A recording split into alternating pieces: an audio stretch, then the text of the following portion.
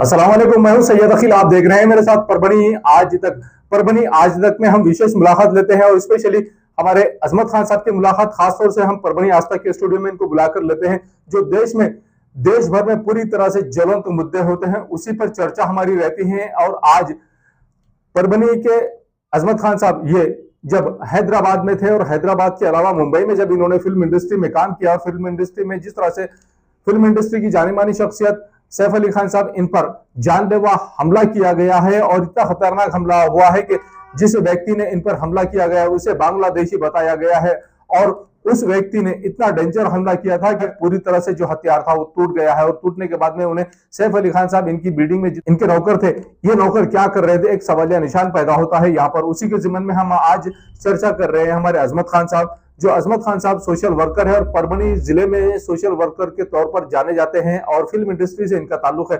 Film industry में इन्होंने जिस तरह से काम किया है, आज हमारे स्टूडियो में अजमत खान साहब आए हुए। परभनी आज तक के स्टूडियो में अजमत खान साहब, आपका स्वागत है। किस तरह से आप देखते हैं कि यहाँ पर जो अन्याय अत्याचार हो रहा है और फिल्म इंडस्ट्री के सैफ अली खान साहब इन पर जिस तरह से जानलेवा कातिलाना हमला किया गया है, क्या कहना चाहेंगे आप? अस्सलाम वालेकुम।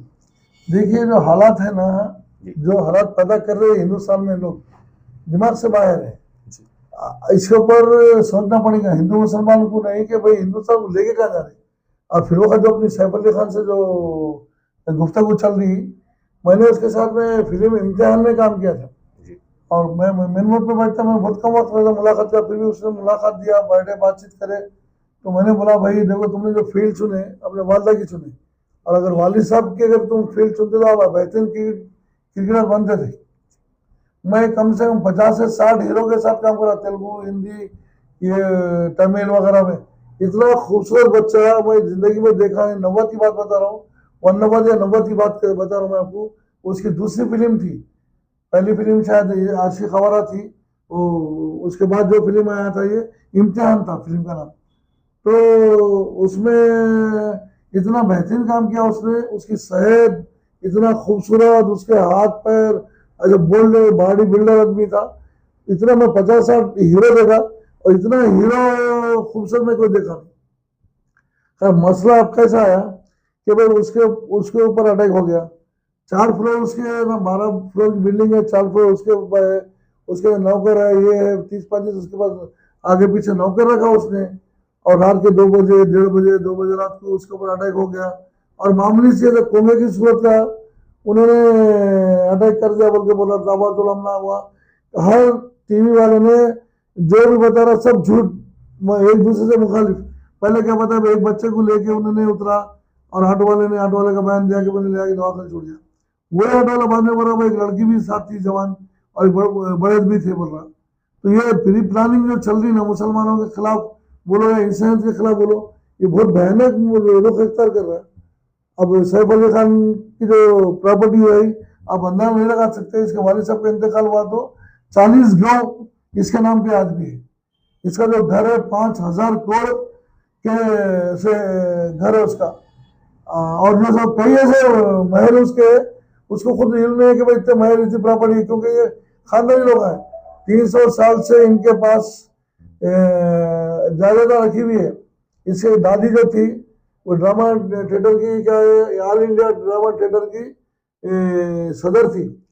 और इसकी वालदा तो हीरोइन थी, सबको मालूम है। वालिद भी क्रिकेट प्लेयर थे, इनके दादा भी क्रिकेट प्लेयर थे।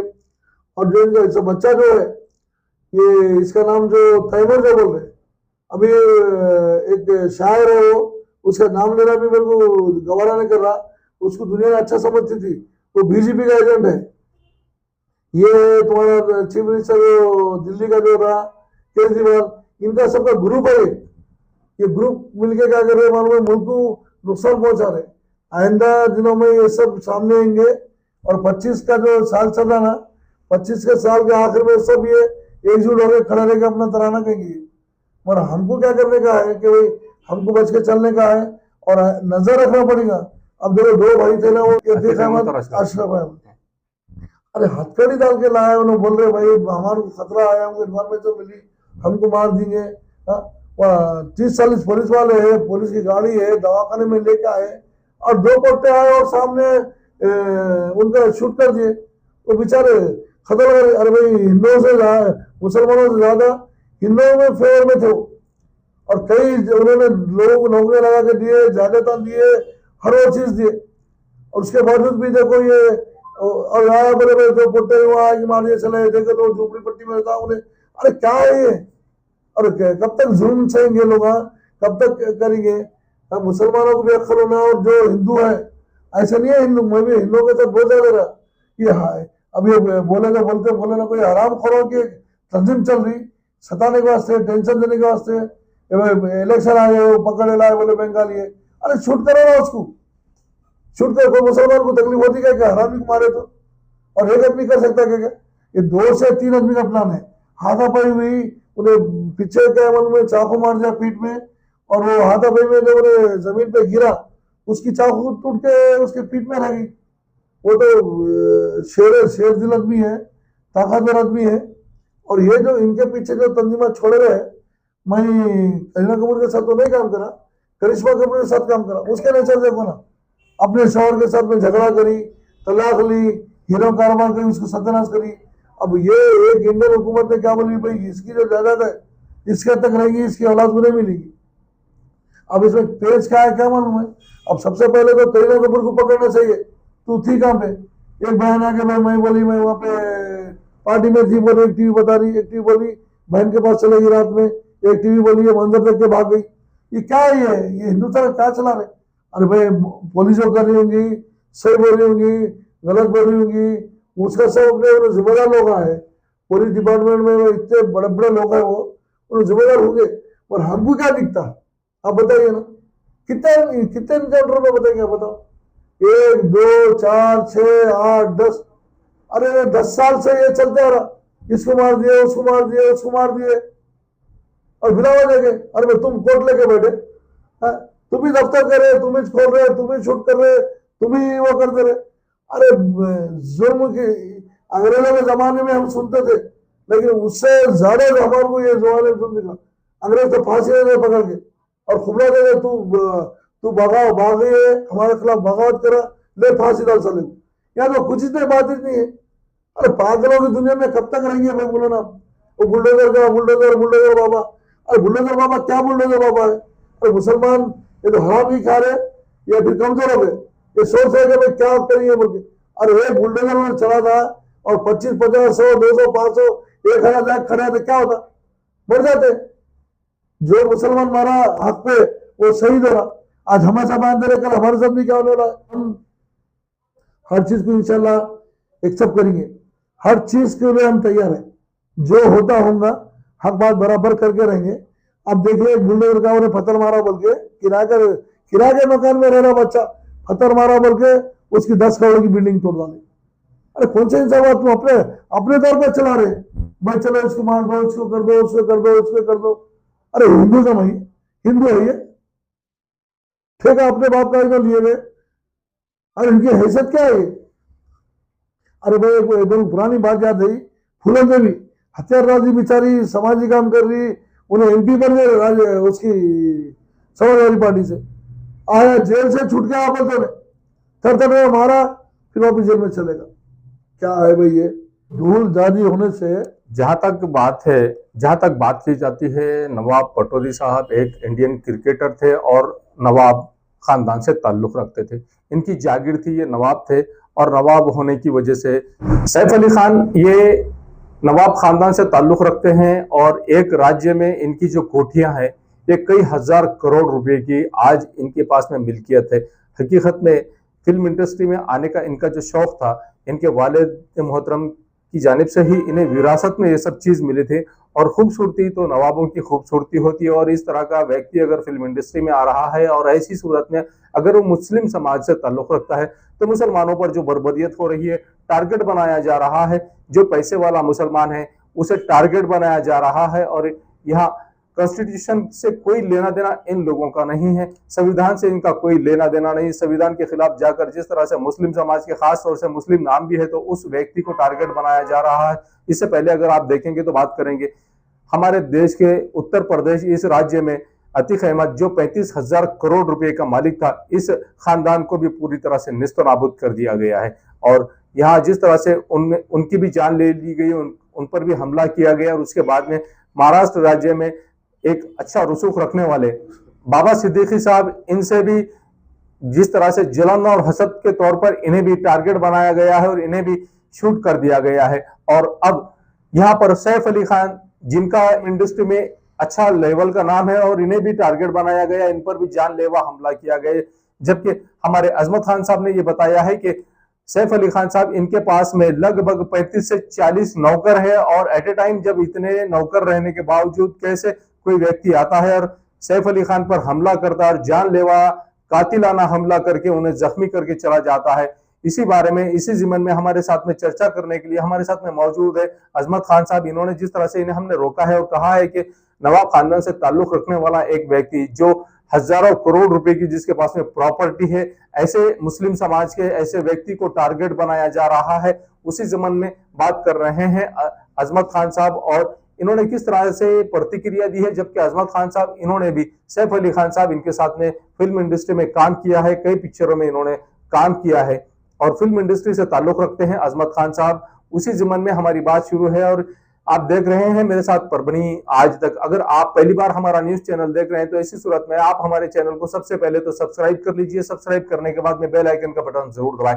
उसी के साथ आप हमारे चैनल को लाइक करें, शेयर करें और ज्यादा से ज्यादा इस वीडियो को आपके करीबी लोगों तक, आपके करीबी नियरेस्ट और डियरेस्ट फ्रेंड्स और रिलेशन रखने वाले रिलेटिव्स तक आप इस वीडियो को ज्यादा से ज्यादा फैलाएं, ताकि वो लोग जागे जो पैसे वाले लोग हैं। और आपके पास अगर पैसा है तो ऐसी सूरत में आपने उन मजलूम मुसलमानों का सपोर्ट करना बहुत जरूरी है जिन्हें पैसे की सख्त जरूरत है। मुसलमानों का आपने सपोर्ट करना बहुत जरूरी है जिन्हें तालीम की सख्त जरूरत है। और आज मुस्लिम कम्युनिटी में दीनी तालीम हो या असरी तालीम हो, तालीम की सख्त जरूरत है। आज मुस्लिम कम्युनिटी तालीम से बहुत दूर जा चुकी है, कोसों दूर जा चुकी है, और सिर्फ इसके लिए कोसों दूर जा रही है मुस्लिम कम्युनिटी तालीम से कि इनके पास में एजुकेशन हासिल करने के लिए उतना पैसा मुहैया नहीं है, जिसको लेकर यहाँ पर चर्चा हो रही है। अजमत खान साहब इस बारे में परभनी शहर के एरिया में जाकर, हर बस्ती में जाकर यहाँ पर तालीम देने का काम भी अजमत खान साहब करते हैं। आइए जानते हैं किस तरह की प्रतिक्रिया अजमत खान साहब इनकी है। फिर एक बात थोड़ा सा बोलना चाह रहा हूँ भाई,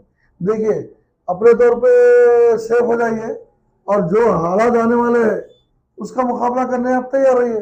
कैसा, क्योंकि देखिए ना, इतना बड़ा आदमी है, इतनी बड़ी बिल्डिंग में उन्होंने 4 फ्लोर लिया हुआ है और ये बेवजह चलाना, क्या बता रहे, वो बता रहे, ये होगा वो होगा। और भाई हम पुलिस के बारे में नहीं बोल सकते क्योंकि पुलिस का डर नहीं है, मगर क्या है, कानून के आगे हम जा नहीं सकते, हम एक शहरी है। लेकिन हमको जो हकीकत दिखता रहा और वो हमारे जज्बात है वो हम आपके सामने पेश कर रहे हैं। आज मीडिया का दौर है, आप देखो नसीरुद्दीन शाह इतना बोलता था वो मैं अवार्ड वापस कर दूंगा, ये करूंगा, वो करूंगा, और मालूम नहीं क्या उसको कोई ने डोज दिया, क्या करा। वो तो मुनाफिक और काफिर होगा, वो पर अल्लाह ही नहीं है बोला, मैं बचपन में सुना। जबकि आलिम दीन के बड़े बड़े लोग हैं, उसके खानदान में पढ़े लिखे लोग हैं, भाई इंजीनियर है, ये एक तो पहले में कम्युनिस्ट हुआ, अब वो भी खत्म होगा। तो वो किस बात का डर था उसको बताइए। उन्हें भी बहुत करीब में था मेरे, मैं उसके साथ पिक्चर में काम नहीं करा, लेकिन बाजार पिक्चर, ये पिक्चर उसके साथ में मैं तकरीबन शूटिंग देखा उसके। तो मेरा बोलने का मतलब क्या है कि देखिए आने वाले हालात बद से बदतर हो रहे।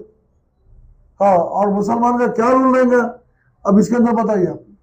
एक दिन में बोल रहा, एक चुलकोड़े का पट्टा 3 घर के ऊपर, शाहरुख खान के घर पे भी चढ़ गया, सलमान खान के घर पे भी चढ़ गया, इसके घर में घुस के मार दिया। बेवकूफी की भी कोई इंतहा होती थी। अरे वो 6 किलोमीटर दूर से, 3 किलोमीटर से लोग देखते खाली बंगला है, सामने गए तो 10 आदमी निगरानी करते बंगले की, चाहे शाहरुख खान हो, सलमान खान हो, क्या ये सैफ अली खान हो, ये क्या मामूली लोग आए क्या। अरे करोड़ रुपए का टैक्स दे रहे ये जो है ना, हिंदुस्तान को करोड़ रुपए का टैक्स दे रहे, जिसकी वजह से हमारी हुकूमत चल रही।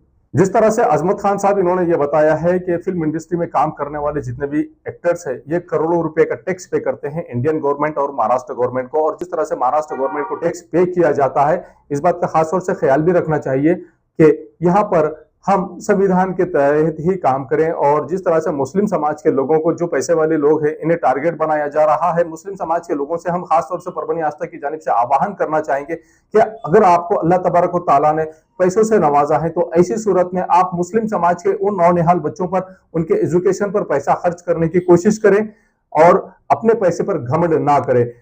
35,000 करोड़ का मालिक जिस तरह से एक ही गोली में ढेर हो जाता है और उसकी कोई कीमत नहीं, कोई वैल्यू नहीं। अगर ये 35,000 करोड़ रुपए में कुछ हजार करोड़ रुपए ही मुसलमानों के फलाह और बहबूदी पर और मुसलमानों के एजुकेशन पर अगर आप खर्च कर देते तो अल्लाह तबारक व तआला आपको कामयाब कर देता और इन मुसलमानों का ये फायदा हो जाता कि ये वेल क्वालिफाइड हो जाते, एजुकेटेड हो जाते और अलग अलग फील्ड में जाकर कौम और मिल्लत की और हमारे देश की, हमारे भारत देश की यहाँ पर तरक्की में ये लोग, नौनिहाल लोग तरक्की में, कामयाबी में एक सहभागी हो जाते। जब हमें पैसों से ही यहाँ पर महरूम किया जा रहा है और हमारे पैसों का ही यूटिलाइजेशन गलत तरीके से लोग कर रहे हैं, आप अपना घर तो भर रहे हैं लेकिन अपने कौम और मिल्लत के लोगों का ख्याल नहीं कर रहे हैं। खासतौर से हम आह्वान करते हैं परभनी आज तक की जानिब से कि अगर आपको अल्लाह तबारक व तआला ने दौलत से नवाजा है तो उस दौलत को सही तरीके से इस्तेमाल करें और खासतौर से हमारे देश को आगे बढ़ाने में और हमारे कौम और मिल्लत को आगे बढ़ाने में आप अपना पैसा सहयोग के तौर पर लगाएं। डिजिटल चैनल के माध्यम से हम जिस तरह से लगातार आप तमाम हजरात की सेवा कर रहे हैं, हमें भी सहयोग की जरूरत है, हमें भी आपके पैसों की जरूरत है। हम भी आपके पैसों पर नजर तो नहीं रखे हुए, डिजिटल चैनल वाले भी जिस तरह से यहाँ पर मुस्तैक है, डिजिटल चैनल को भी जिस तरह से आप लोगों के सहयोग की जरूरत है। डिजिटल चैनल, मुस्लिम समाज की जितने भी डिजिटल चैनल है, खासतौर से हम मुस्लिम समाज के उन दानिश्वरों से आह्वान करना चाह रहे हैं कि आप अगर सहयोग करेंगे तो हम भी कहां के कहां चले जाएंगे और हमारे देश के ग्रोथ के लिए, हमारे देश को आगे बढ़ाने में हमारा भी सहयोग रहेगा। जब हम लोग आप लोगों के लिए खुलकर यहाँ पर न्यूज ढूंढ कर लाकर आते हैं और अजमत खान साहब के जैसे दिलेर लोगों को हम आप लोगों के सामने लेकर आते हैं, तो आप तमाम का भी काम है कि ऐसा काम करें जो हमारी नस्लों तक, आने वाली नस्लों तक ये काम याद रखा जाए। जैसे मुगलों की सल्तनत को, मुगलों की हुकूमत को, मुगलों के दौर को याद किया जाता है, इसी तरह से आज आप लोगों को भी आने वाली नस्लें याद करें। यही मैसेज हम देना चाह रहे हैं। आप देखते रहिए मेरे साथ परभनी आज तक। ये न्यूज कवर करने में हमें सहायता की है हमारे पूरे टीम ने। इस न्यूज को कवर करने में हमें सहायता की है परभनी आज तक के कार्यकारी संपादक बाबरुद्दीन सिद्दीकी, 24/7 माझा महाराष्ट्र न्यूज चैनल के कार्यकारी संपादक Sattar Khan Pathan, the Fact Today के कार्यकारी संपादक सलीम खान उर्फ जुल्फुल सर, परभनी टुडे के कार्यकारी संपादक सैयद यान, परभनी आज तक के मराठवाड़ा ब्यूरो चीफ सोहेल तांबोली, 24/7 माझा महाराष्ट्र न्यूज चैनल के मराठवाड़ा ब्यूरो चीफ फिरोज खान पठान, परभनी आज तक के जिला प्रतिनिधि सैयद मोबिन सैयद इस्माइल, परभनी आज तक के परभनी शहर प्रतिनिधि शेख सद्दाम शेख निजाम, 24/7 माझा महाराष्ट्र न्यूज चैनल के परभनी जिला प्रतिनिधि शमीम खान पठान, महबूद खान पठान, मुन्ना खान पठान और परभनी आज तक की कार्यकारी संपादक और एंकर शेख शहनाज, जिन्होंने मिलकर मैं सैयद अखिल। अगर आप पहली बार हमारा न्यूज चैनल देख रहे हैं तो इसी सूरत में आप हमारे चैनल को सबसे पहले तो सब्सक्राइब कर लीजिए। सब्सक्राइब करने के बाद बेल आइकन का बटन जरूर दबाएं। उसी के साथ आप हमारे चैनल को लाइक करें, शेयर करें और कमेंट करना ना भूलें। आप हमें Facebook, Twitter, Instagram, Telegram, WhatsApp और यूट्यूब पर भी फॉलो कर सकते हैं। मुझे दीजिए इजाजत। जय हिंद। शादी हो या एंगेजमेंट, छिला हो या जुमागी, मीटिंग हो या कुछ और, परभनी शहर में तो भैया सिर्फ एक ही नाम, फैसल फंक्शन हॉल, दरगाह रोड, फैसल कॉलोनी, जमीर पॉइंट, परभनी। बुकिंग शुरू है, जल्द ही संपर्क करें। Syed Muzammil, mobile number 8177941481, second number 9922855585। Faisal function hall की खुसूसियत, 2 व्हीलर 4 व्हीलर के लिए भरपूर पार्किंग व्यवस्था, लेडीज के लिए पर्दे का माकूल इंतजाम और सेपरेट कुशादा हॉल, जेंट्स के लिए separate hall, separate washroom, ladies के लिए सेपरेट हॉल, माकूल पानी का इंतजाम, दरगाह से करीब, सबसे कम बजट में। विजिट जरूर कीजिए। अस्सलाम वालेकुम, मैं हूं सैयद अखिल। आप देख रहे हैं मेरे साथ परभनी आज तक।